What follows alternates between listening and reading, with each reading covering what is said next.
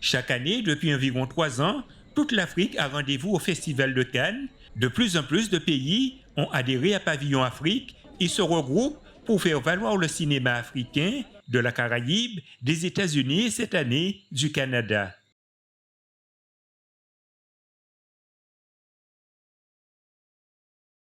Cette année, c'est en compagnie de Alizé de la Guyane et ses amis qu'on est invité à une projection et une montée des marches pour un film en compétition officielle.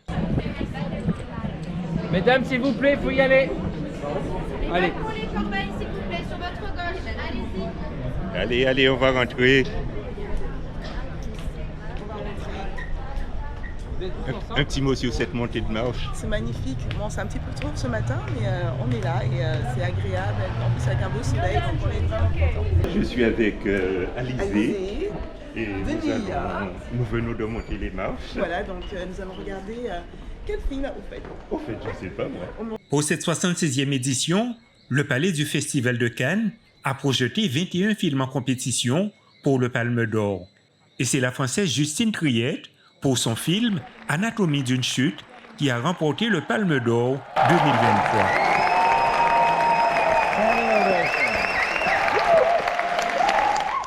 On espère qu'on aura un des nôtres qui sera sélectionné. Voilà, Christelle du Pavillon Afrique. Alors salut Mata, du Pavillon Afrique. On va faire une marche ce matin. Et on espère aussi que notre petite scène africaine sera dominée. Alors attends, c'est notre première. Et puis nous sommes fiers de représenter l'Afrique. De retour au village international, nos voisins accueillent ses invités avec sa musique traditionnelle.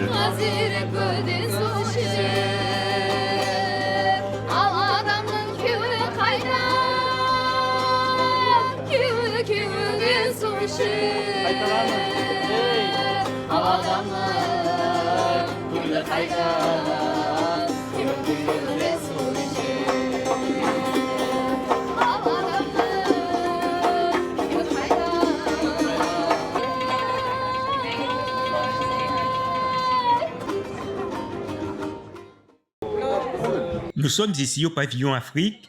Ici, on organise des dizaines de rencontres, de discussions, de projections. C'est devenu le lieu incontournable où les Afriques se retrouvent.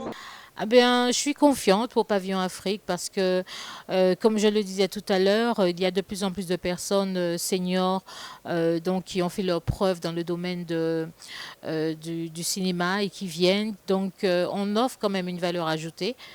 On a déjà de belles histoires avec un film qui s'est tourné avec deux personnes qui se sont rencontrées ici, un réalisateur et un acteur.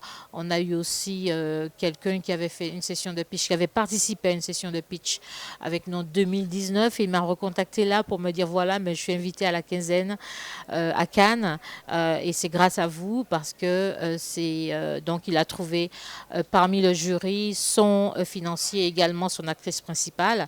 Donc, on en a encore plein d'autres comme ça et on espère que ça va continuer à se renouveler. For me, it was important for me to finish. And I honor you. I honor everything you have stood for. And that's the reason, even before... You have to know when to use PR, when you can take... Pendant cette quinzaine du cinéma, nous nous sommes entretenus avec beaucoup de jeunes qui viennent pour la première fois, mais aussi beaucoup de professionnels du cinéma qui font le déplacement et qui sont de plus en plus nombreux. De retour encore à Cannes pour le festival. Et comme vous savez, Cannes, c'est un festival où le cinéma est au rendez-vous. Donc on revient avec notre film Les Marginalisés toujours, parce que cette fois-ci, on cherche toujours la distribution, donc on est encore là. On a eu la chance de parcourir beaucoup de festivals avec Les Marginalisés. On est allé au FESPACO, qui s'est tenu en février. On est revenu, on était au Togo, on est allé aussi en Israël. Donc, Marginalisé fait son cours, on continue par se battre parce qu'un film, être distribué, il faut beaucoup de la promotion et c'est ce qu'on fait chaque jour. Other kids who are in a house C'est la première année où nous avons une marraine et je crois qu'on ne pouvait pas rêver de meilleure marraine. Moi, donc, c'est la 3e année que je viens à Cannes. Là, j'ai la chance et l'honneur de présenter un film en compétition. Et donc, j'ai demandé à mon agent de contacter le pavillon, parce que les fois dernières où je suis venue, j'ai jamais eu l'occasion en fait, de passer. Et ça me tenait à cœur aussi de me rapprocher du pavillon Afrique et de toutes les œuvres africaines. Et du coup, de cette occasion, elles m'ont proposé de devenir la marraine, et la première marraine. Donc, ce que j'ai accepté avec honneur et fierté, mais dans un but aussi de découvrir encore une fois, parce que comme on le sait déjà, il y a des gros problèmes, des gros manquements au niveau de la distribution des films. Et il faut dire que moi, à mon époque, ma maman, mes tatas, elles regardaient plus des films indiens ou voire américains et pas du tout africains en fait. Donc là, je suis en soif de découvrir des œuvres et surtout de découvrir des professionnels pour pouvoir travailler avec eux aussi dans le futur. C'est la première année où nous avons une marraine et je crois qu'on ne pouvait pas rêver de meilleure marraine parce que c'est, comment dire, c'est quelqu'un qui même avant qu'elle sache qu'on aurait pu éventuellement lui demander un jour d'être marraine, nous avait contacté pour nous dire en juin 2022, voilà, je ne savais pas que vous existiez, je suis rentrée à Paris, là j'apprends votre existence et je suis désolée, mais vraiment il aurait fallu que je vous voie, je suis vraiment triste de ne pas vous avoir vu. Et pour 2023, elle y a pensé, c'était resté dans un coin de sa tête. Et elle nous a contactés en nous disant voilà, je voudrais passer à Pavillon Afrique, qu'est-ce que je dois faire? Vous êtes une très grande actrice. Parlez-nous un peu brièvement de votre carrière, très brièvement. Oh, une très grande actrice, je sais pas, mais c'est un petit peu nouveau tout ça pour moi. Moi, je suis aide-soignante normalement de profession première. Et donc, en répondant à un casting sauvage où la réalisatrice cherchait du personnel paramédical, cette rencontre a clairement bouleversé ma vie. Donc j'ai eu un très beau rôle qu'on a pu présenter ici il y a 2 ans. Suite à ça, on m'a offert le César de la meilleure actrice dans un second rôle. Et là, je reviens cette année pour présenter le 2e film. C'est assez dingue ce qui se passe. 2 fois à Cannes, c'est quand même... Voilà, 2 films, 2 fois à Cannes. Ouais, j'ai conscience que je suis privilégiée. Mais voilà, je prends tout ça avec philosophie et je suis très reconnaissante d'être là. Et je prends énormément de plaisir aussi à passer du temps avec la communauté. Merci beaucoup. Merci à vous. Nous nous sommes entretenus avec beaucoup de jeunes qui viennent pour la première fois, mais aussi beaucoup de professionnels du cinéma qui font le déplacement et qui sont de plus en plus nombreux. Nous sommes partenaires du Pavillon Afrique depuis sa naissance. Il y a 5 ans, je pense qu'il n'y a que l'année dernière, on ne l'a pas accompagné. Je ne connais pas les raisons. Mais en tout cas, on essaie de soutenir Karine dans ses objectifs d'avoir un pôle à Cannes pour la visibilité des films d'Afrique, de Caraïbes et de la diaspora. Voilà, on est convaincus que ces projets sont les nôtres et du coup, on essaie de la soutenir pour une meilleure...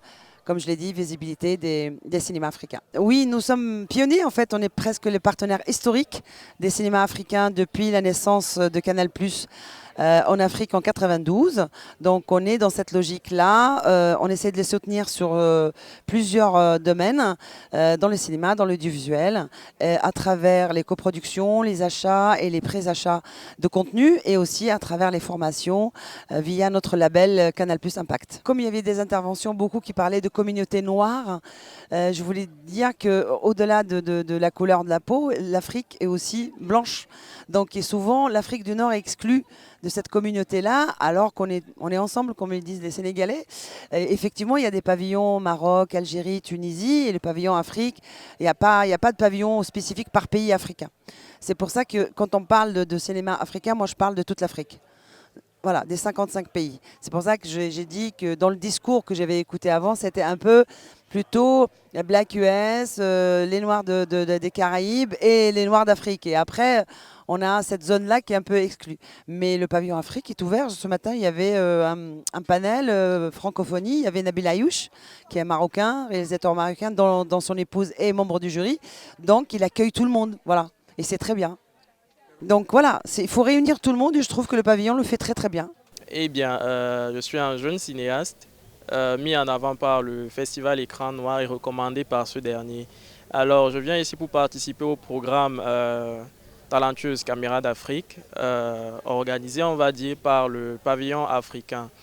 Eh bien, je compte bien présenter mes films, faire des rencontres et asseoir le peu de connaissances en cinématographie que j'ai pu acquérir au cours de mes différentes expériences, on va dire. Alors, pour parler de mon dernier film, pour être plus court, on va dire, ce film-là a fait, du moins, il fait encore son chemin dans les festivals locaux et internationaux. Il s'agit d'un drame psychologique. Je fais de mon mieux pour me spécialiser dans ce genre cinématographique et voilà, asseoir, on va dire, les quelques connaissances que j'ai dans le domaine et dans ce genre cinématographique en fait. Alors, mon film s'intitule Toxique, un court-métrage de 25 minutes. Il s'agit dans ce film d'un hommage, premièrement, à l'un de mes auteurs préférés, William Shakespeare. J'ai refait, on va dire, l'histoire de Roméo et Juliette sous forme d'un drame psychologique.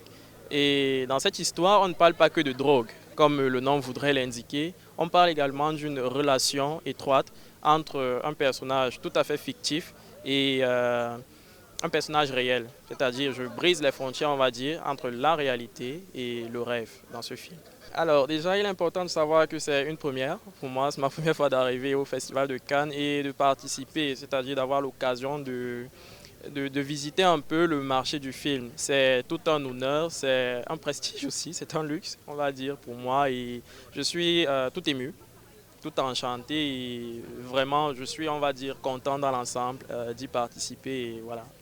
Alors, je suis Zeynab Soumaoro, diplômée à l'Institut des sciences et techniques de la communication en Côte d'Ivoire. J'ai réalisé mon tout premier court-métrage récemment qui a remporté pas mal de prix. Et je pense que c'est à travers l'un de ces prix-là que j'ai été aujourd'hui invitée à Cannes, ce qui est un grand honneur pour moi et un grand privilège de me retrouver autour de tous ces grands cinéastes, producteurs et distributeurs du monde. Et c'est une très belle expérience que je suis en train de découvrir. On a encore quelques jours qui nous restent et on en profite, on essaie d'en profiter au maximum. Mon film s'intitule « Sur les traces de mes ancêtres ». J'ai retracé en fait l'histoire de mes ancêtres qui sont les guerriers Soumaoro de Samatigila. Et Samatigila est une ville située au nord-ouest de la Côte d'Ivoire. Et je suis allée à la rencontre de mes origines, à la rencontre de mon histoire, à la rencontre de où je viens. Et j'ai découvert qu'il y a des guerriers qui ont eu à se sacrifier pour notre village afin qu'ils puissent continuer à exister aujourd'hui. Donc c'était pour moi une manière de leur rendre hommage à travers mon œuvre qui est pas mal reconnue aujourd'hui. C'est un court-métrage de 13 minutes.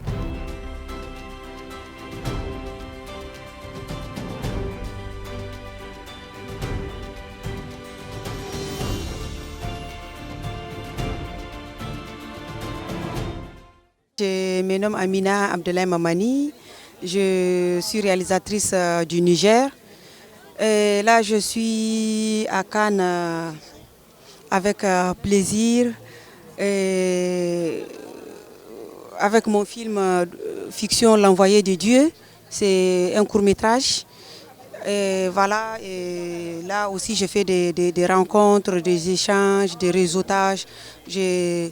J'ai rencontré beaucoup de gens que je connais avant Cannes et j'ai fait aussi de nouvelles rencontres, de nouvelles personnes, des distributeurs, des diffuseurs, des producteurs, voilà. Un petit mot sur votre film, ça parle de quoi, c'est tourné où? Alors, L'Envoyé de Dieu, c'est l'histoire d'une petite fille, c'est l'histoire de djihadisme, terrorisme qu'on vit en Afrique de l'Ouest, notamment dans le Sahel, un peu au Niger, Nigeria, Tchad et Cameroun. Et L'Envoyé de Dieu, c'est l'histoire d'une petite fille qui a été kidnappée par les djihadistes. Et elle vit dans la forêt, dans leur camp. Et une nuit, elle a été choisie au hasard parmi les filles. On la prépare, on lui attache une bombe et on la dépose dans un marché. Et la bombe est activée 10 minutes. Elle a 10 minutes pour exploser et tuer les ennemis d'Allah que les djihadistes pensent. Maintenant, pendant 9 minutes, elle déambule dans le marché. Et voilà, plus tard, à 1 minute, elle rencontre sa maman. Elle pense dans le marché, maintenant elle revoit sa maman. Et sa maman la revoit parce qu'elle ne s'attendait pas que sa fille allait revenir un jour. Et dans l'histoire du djihadisme, de kidnapping, les filles qu'on kidnappe, il y a très peu qui reviennent. On va garder le suspense. Oui, voilà, maintenant, à 1 minute, elle est là avec sa maman, et impuissante. Et elle ne peut même pas l'embrasser. Et bon, voilà. Ok. Alors, d'où vous est venue cette idée de scénario? Alors, l'idée des scénarios, moi j'écoute beaucoup les infos, les actualités. Et nous qui sommes au Sahel, qui vivons au Sahel, on est au courant de tout ce qui se passe sur le djihadisme, le kidnapping, leur mode d'opération et tout. Donc vraiment, mon inspiration est venue de là, en fait. Comment ce film a été accueilli? Vous avez reçu des prix, présenté à des festivals? Oui. L'avant-première, c'était fait au FESPACO, le plus grand festival africain, panafricain d'ailleurs, au Burkina Faso. C'était en février. Le film était en compétition. Et le film a reçu 4 prix spéciaux et 2 mentions spéciales de jury. Et là, tout récemment, le film était au Festival Vue d'Afrique à Montréal. Le film a eu 3 prix, 2 prix et une mention spéciale de l'actrice, de la petite fille. C'est qui l'actrice en 2 mots? L'actrice, c'est une petite fille de chez moi, là-bas au Niger, et de ma famille. Voilà, c'est ma nièce, si vous voulez. Oui, et là le film est sélectionné dans pas mal de festivals africains et internationaux. Ok, peut-être un jour on le verra aux Antilles. Merci beaucoup. Pourquoi pas, avec plaisir. Merci. Sembène Ousmane est bien né le 1er janvier 1923. Il aurait eu 100 ans cette année. Et donc c'est une année où on doit célébrer son centenaire. On a inauguré cette célébration au FESPACO dernier, au mois de février, où plusieurs journées ont été consacrées. On a eu une grande exposition sur la vie de Sembène Ousmane, sa vie d'écrivain, sa vie de militant politique, de militant syndicaliste et sa vie de cinéaste.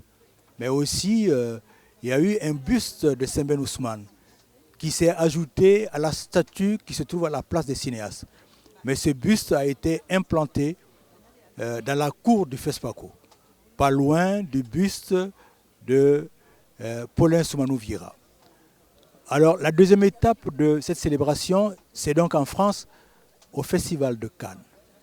C'est cela que nous avons fait dans la journée d'hier, samedi 21, oui, dimanche 21, donc avec un débat ouvert sur sa vie. Sembène a été un syndicaliste contre l'exploitation capitaliste des travailleurs. Et pour la libération de l'Afrique, Sembène a usé de sa plume et de l'image. La libération de l'Afrique, de la domination étrangère, des religions révélées, des bourgeoisies néocoloniales. Vous avez appelé Sembène comme il le voulait. Vous avez dit Sembène Ousmane. Il exigeait qu'on l'appelle Sembène Ousmane. Parce que Sembène était un homme de liberté. Et son identité était importante pour lui. Il s'est battu pour la liberté de tout être humain, contre tout asservissement de l'être humain. C'est pour cela que Sembène s'est engagé comme soldat, engagé volontaire comme soldat, pour lutter contre le nazisme, la libération du monde. C'était un syndicaliste qui a lutté pour la libération des travailleurs contre le système capitaliste. C'était aussi un militant politique africain qui a lutté avec sa plume et sa caméra et ses discours pour la libération de l'Afrique contre la domination étrangère, contre les religions révélées et contre les bourgeoisies néocoloniales. Alors, un grand cinéaste, parlons un peu de l'un ou deux de ses œuvres les plus connues. Les plus connus, c'est celui qui a permis l'officialisation du cinéma africain. Parce que Sembène, on peut dire que c'est lui qui a officialisé le cinéma africain. Borom Saret, premier film, 1963. Ensuite, il y a eu La Noire 2, premier long métrage. Mais le film dont on parle beaucoup, c'est Le Mandat. Le Mandat, qui a une adaptation d'un écrit de Sembène Ousmane. Alors, parlons encore de vous. Vous êtes qui? Moi, je suis Sissoko Cheikh Omar, cinéaste du Mali, étalon de Yenenga en 1995 avec le film Gimba, un tyran, une époque. Je suis actuellement le secrétaire général de la Fédération panafricaine des cinéastes, FEPACI, qui regroupe les cinéastes du continent, de la diaspora et de l'Union africaine. Alors justement, quel est votre point de vue sur ce pavillon Afrique ici à Festival de Cannes? J'avoue que c'est la première fois que je viens, mais j'en ai beaucoup entendu parler. Heureusement qu'il est là, ce pavillon. S'il n'était pas là, on serait totalement absent du plus grand festival du monde. Donc je tiens absolument donc, à féliciter l'initiatrice. Je ne la connais pas encore, je sais que c'est une Antillaise, mais je lui dis, oui, Sembène aurait été content de voir cela, parce que ce pavillon participe de la renaissance africaine. Et ça, c'était le combat de Sembène. Alors rendez-vous à l'année prochaine. Rendez-vous à l'année prochaine. Je suis très politique, je n'ai pas parlé de cela. Je ne sais pas si je ne serai pas très occupé. Vous savez ce qui se passe aujourd'hui au Mali. Alors donc, en tout cas, rendez-vous à vous autres, vraiment, qui êtes militants donc, de ce cinéma qui est absent de l'univers des images, hein, pour que finalement donc, on retrouve notre place. Ou ici, ou en tout cas, chez nous dans nos pays. On est content d'avoir cette représentation-là qui met à l'honneur plusieurs drapeaux et donc plusieurs pays. Comme l'a dit Karine et comme vous le savez forcément puisque vous êtes, j'ose penser, des cinéphiles, le groupe Canal+ a investi et accompagne beaucoup de projets sur le continent africain avec majoritairement des projets d'Afrique francophone. Nous sommes présents dans l'accompagnement de séries, nous sommes présents dans l'accompagnement de longs métrages et nous sommes aussi présents dans l'accompagnement et la production de programmes de flux, donc des émissions. Et nous sommes aussi des créateurs de chaînes. Un court-métrage soudanais et un court-métrage burkinabé que nous avons le plaisir de vous offrir en screening aujourd'hui. Et je vous souhaite une très bonne projection.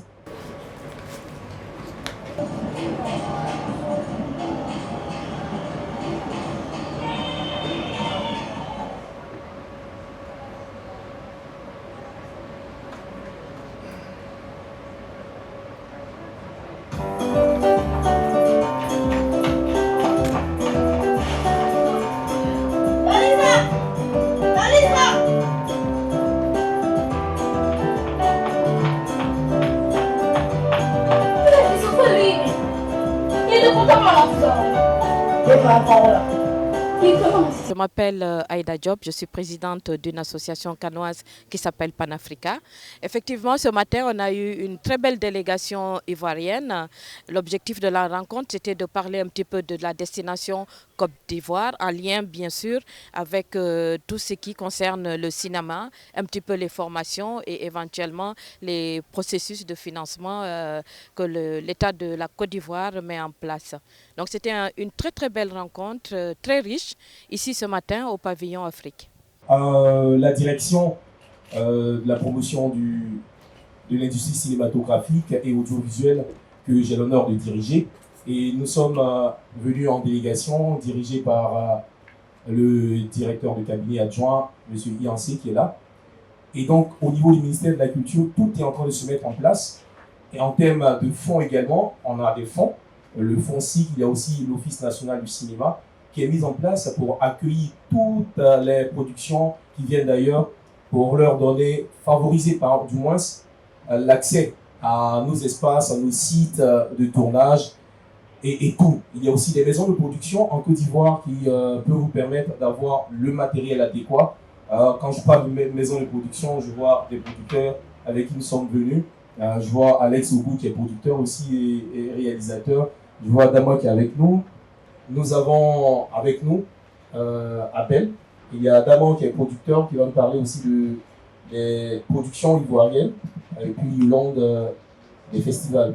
C'est vrai, ils ont parlé de production, de tout ce qu'il y a comme avantage, mais il faut dire aussi que les acteurs de notre secteur en Côte d'Ivoire se mobilisent, se challengent au quotidien.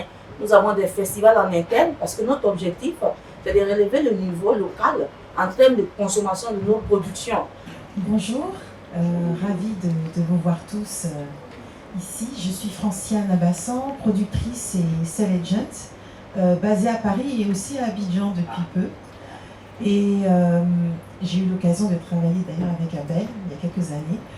Je voulais savoir justement, comme Abel, tu représentes le FONSIC, est-ce qu'il y a en discussion ou en gestation un projet de crédit d'impôt pour attirer justement les avantages qu'il y aurait à tourner pour une coproduction avec d'autres pays, avec la Côte d'Ivoire? Donc oui, c'est une grosse problématique et c'est l'une des clés pour attirer les gens vers le pays. Donc il y a des réflexions qui sont en train d'être faites, donc il y a des textes qui sont en train d'être proposés pour que les autorités puissent légiférer là-dessus et pour que ça puisse être mis en application également en place. Donc ce sont des leviers qu'on peut utiliser à défaut d'un crédit d'impôt direct qui peuvent permettre finalement d'avoir une optimisation du budget pour la production en Côte d'Ivoire. Donc pour l'instant, c'est ce qui est disponible.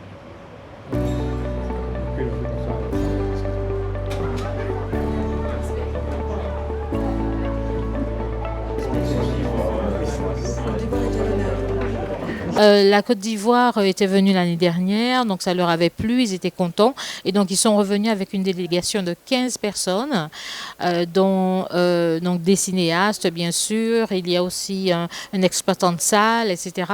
Et leur but c'est de faire comprendre, de faire savoir qu'en Côte d'Ivoire, il y a du personnel formé, il y a donc tout ce qu'il faut pour que des productions étrangères viennent sans crainte filmer, shooter des films en fait chez eux.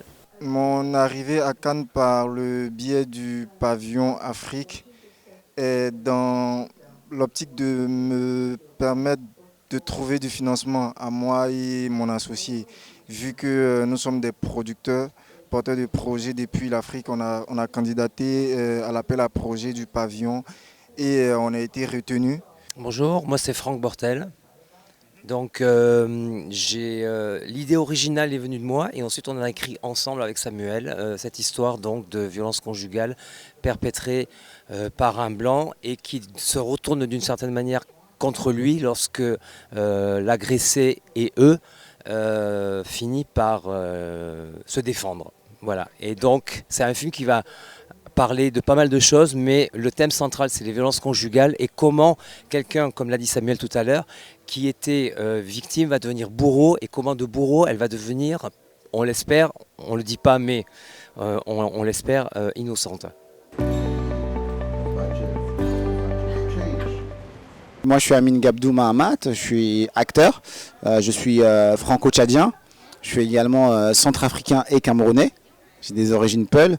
Je suis passionné de cinéma et du coup les projets que j'ai là c'est projet un long métrage de science-fiction, c'est un space opéra afrofuturistique, donc quelque chose qui nous tient à cœur. Il y a un réel message à travers ce projet. C'est dans le même, on va dire, c'est dans la même veine que, on va dire, c'est un mélange de Black Panther, Stargate et Dune. Voilà. Donc ça s'appelle Héroïcis et ça veut dire la quête héroïque. Et en fait, grosso modo, le pitch, c'est tous les 12 000 ans, les anciens dieux reviennent sur Terre pour juger leur création. Et si leur création a fauté, à ce moment-là, ils reviennent et ils déclenchent l'Armageddon. Là, on est en développement avec mon équipe de production et mon grand frère et associé Nicolas Soum, qui est auteur du livre. Ça se base sur un livre qui s'appelle Héroïcis, donc qui signifie encore une fois la quête héroïque en langue latine. Et on est en phase de développement, donc on est à la recherche de fonds pour pouvoir nous soutenir, pour écrire le scénario, et puis de partenaires financiers pour pouvoir produire le projet. Mais c'est un projet c'est un projet vraiment à taille internationale, mais qui va rester quand même tout de même avec un fond vraiment très très humain, parce qu'il y a un vrai message derrière par rapport aux différentes cultures afro, et même pas que afro, toutes les mythologies qu'on peut retrouver à travers le monde. Bah alors c'est bien simple, moi je suis à Cannes cette année tout simplement parce que déjà il faut être là. C'est un rendez-vous incontournable du cinéma, je pense non seulement en France mais dans le monde. Donc c'est vraiment le marché du film. Et Cannes, c'est tout simple, il faut être là parce que c'est là où on a la possibilité et l'opportunité de rencontrer le plus de personnes possible dans le sillage, dans l'environnement cinématographique. Et donc c'est génial parce que j'ai pu rencontrer des producteurs, des productrices, des scénaristes, des réalisatrices, des acteurs, des actrices. Et on a pu parler de différents projets qui vont venir. Et il y a énormément de projets à venir et je suis très content d'être là parce que sans ce rendez-vous annuel, je pense que c'est très difficile de pouvoir regrouper autant de personnes au même moment et au même endroit. Et grâce au fait en plus d'être ici au Pavillon d'Afrique, je considère comme une deuxième maison quelque part parce que c'est la deuxième année ma participation. Ça m'a énormément apporté, ça m'a permis de réaliser des projets cinématographiques auxquels sincèrement je ne m'y attendais pas. Et donc grâce au soutien de Karine et du Pavillon d'Afrique, j'ai pu me faire connaître à travers auprès des professionnels du cinéma. Et ma carrière elle a pris un bond. Oh, thank you It's so a lovely much. South African flag. Well, it's not a flag, it's a scarf. Thank you so You much. can take it out and put it on your neck.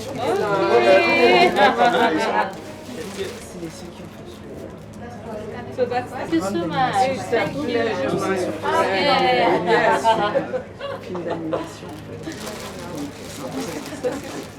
C'était une soirée tunisienne. Now you know the story about the lion, right? Who's going to tell the story? Is it the lion or is it the hunter? So for us as Africans, I think we have a huge responsibility, and it's a responsibility that we must be excited about. I said earlier when I looked inside the room, I was like, all the beautiful people are here. All the colorful people are here. Why do we not translate that in the way that we tell stories for our children? We really need to begin to do that. So I welcome you today. Thank you for sharing with us today. That's what I see. You're Nigerian. Is there any problem about that? God, perhaps.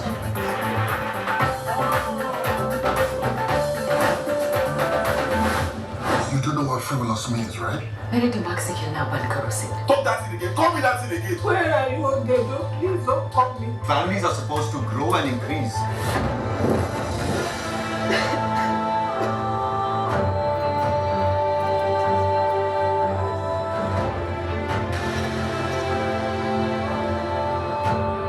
Let's get in touch. One life, one heart. Just find a way, make a start.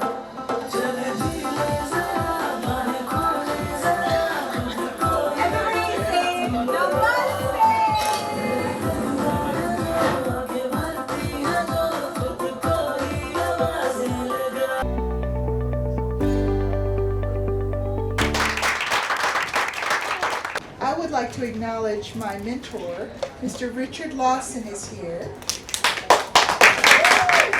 So this is my second feature-length documentary.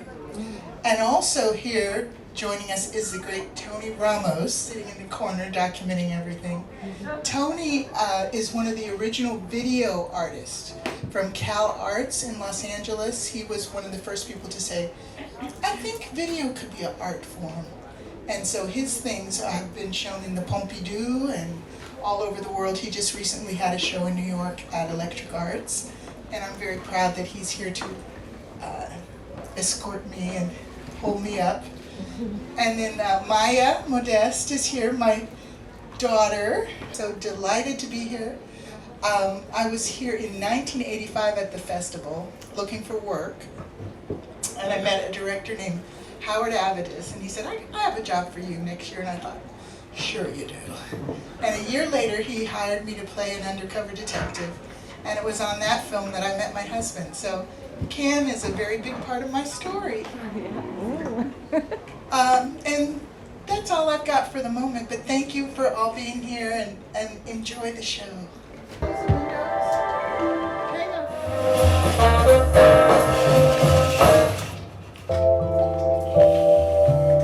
And believed that that was enough, that it was enough. It's in your culture, it's in your family, and the great artists are the ones. What he told me was, I don't sit on my laurels.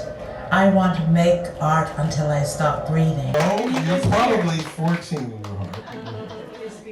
And Maya Modesto, who runs everything that can be run over there. And Nia, who else is here from the Richard Lawson family? Would you please stand up? Bonjour à tous, donc ici nous sommes au pavillon Afrique pour la 76e édition du Festival de Cannes et nous avons eu l'honneur d'avoir aujourd'hui Angela qui va nous parler de documentaire qu'elle nous a proposé ici et qui va se présenter. Bonjour mes amis, je parle un peu français, pas très bien, mais je fais un effort plus que beaucoup des Américains. Donc, in few words, can you tell us about what you did? C'est une lettre de l'amour pour mon amie Betty Sarr. And Betty is a very famous artist in America.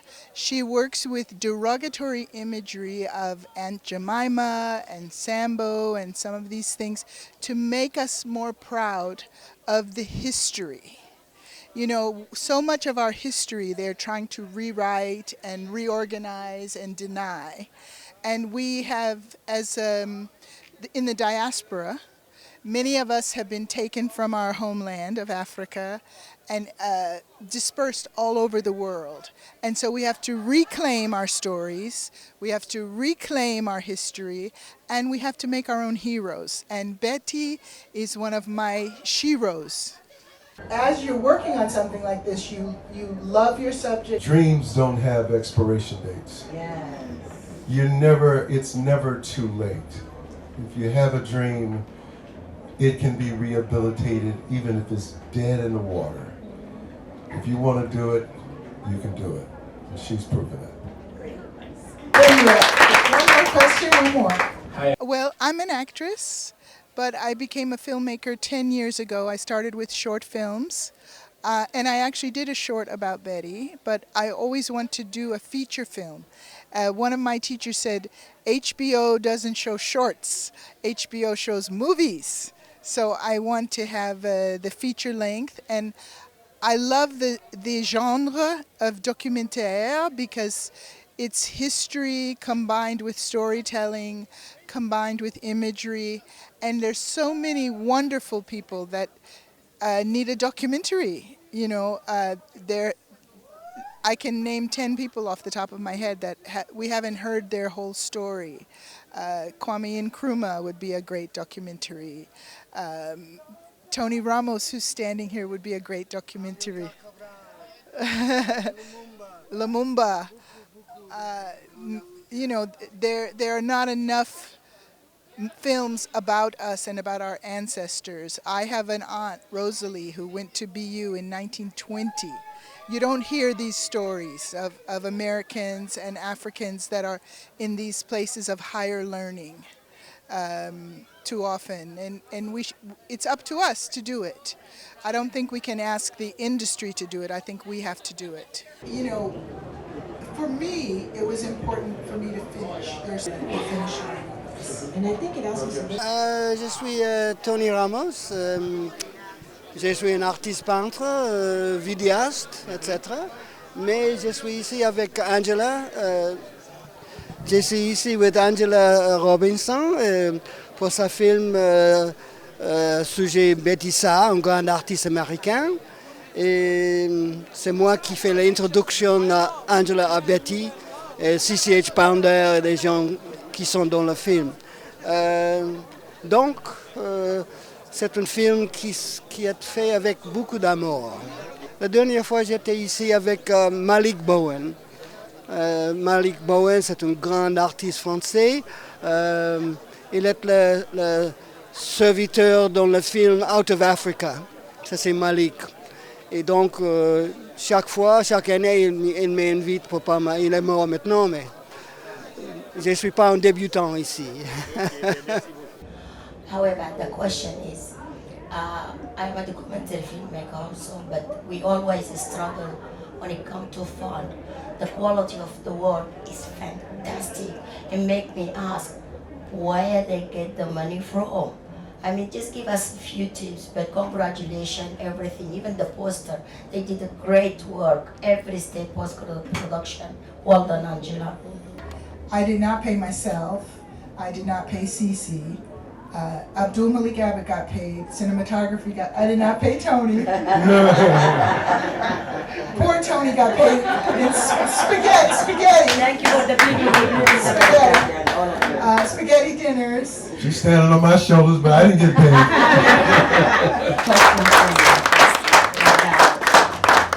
Oui, bonjour à tous, je m'appelle Christelle Fafadji, donc nous sommes au Pavillon Afrique et aujourd'hui nous avons Leïla, en fait une personne d'origine soudanaise qui vit à Londres et qui va se présenter et dire vraiment ce qu'elle fait ici à Cannes et quels sont ses projets et le film qu'elle a également.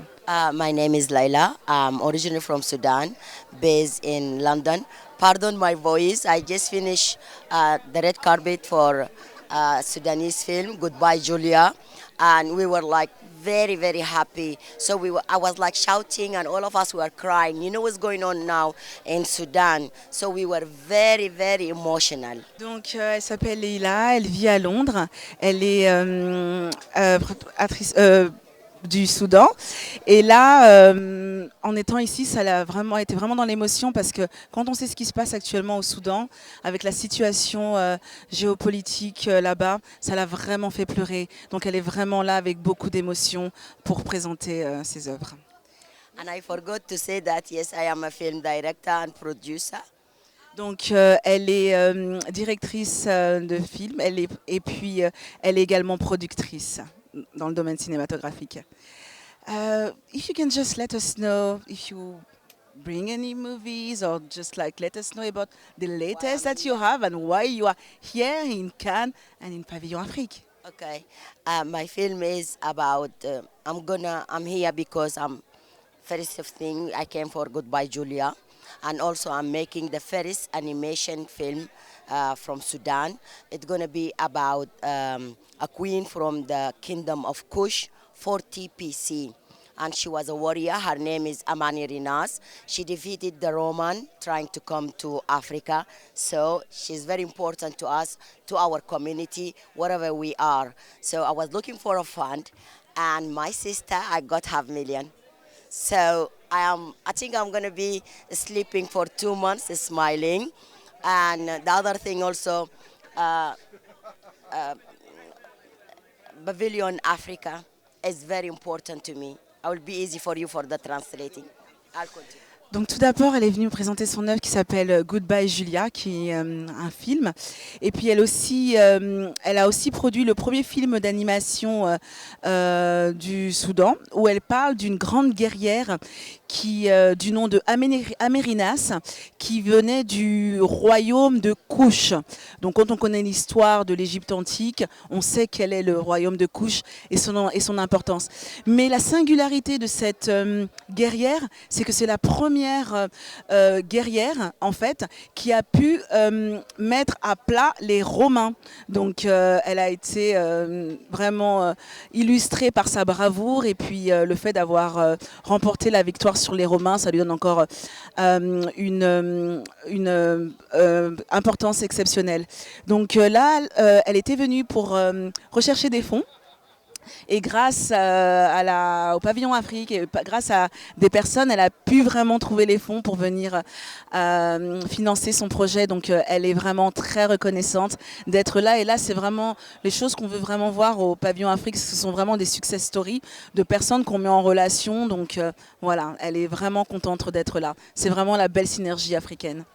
One of the things I really want to say thank to Pavilion Africa, because it brought us all together, the black community, wherever we are from, America or South America or Australia, and that's very, very important thing. We need a body of unity for the cinema.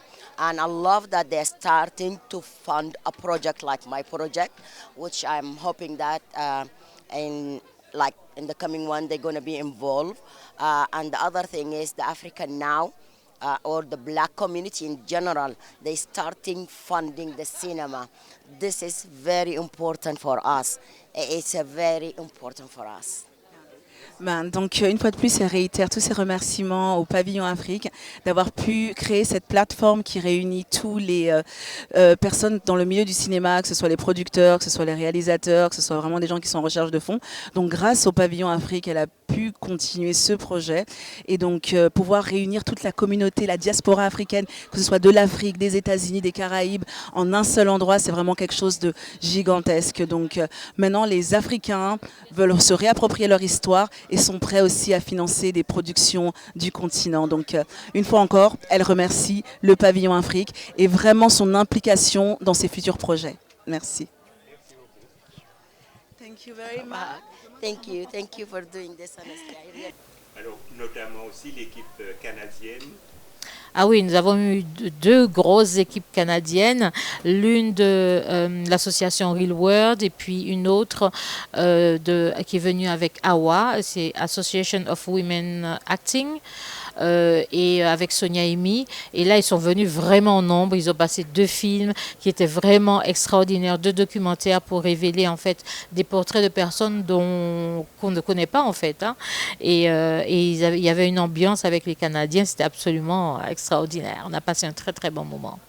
My mother's family, I always knew, had come into Canada using the thing called the Underground Railroad.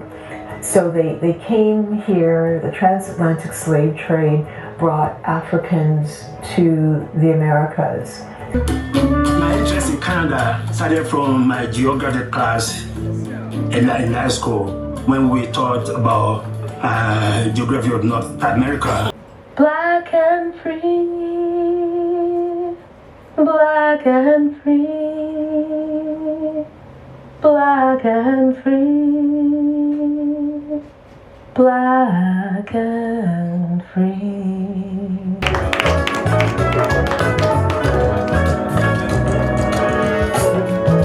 Tracing red, I think extraordinary.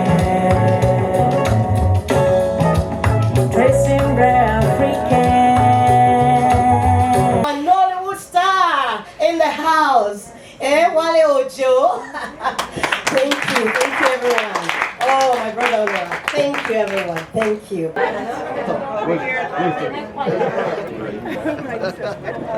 To see exactly what it's about. It's even better. So that's great.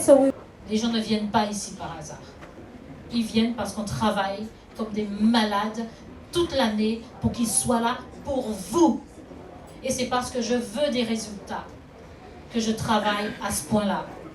C'est parce que je veux qu'un jour, un des films qui sort de Pavillon Afrique puisse aller à la sélection officielle.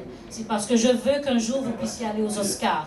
I'm doing all that for you. It's just because one day I want that film that will go from, that will stem from Pavillon Afrique, will go to the Oscars, will be selected.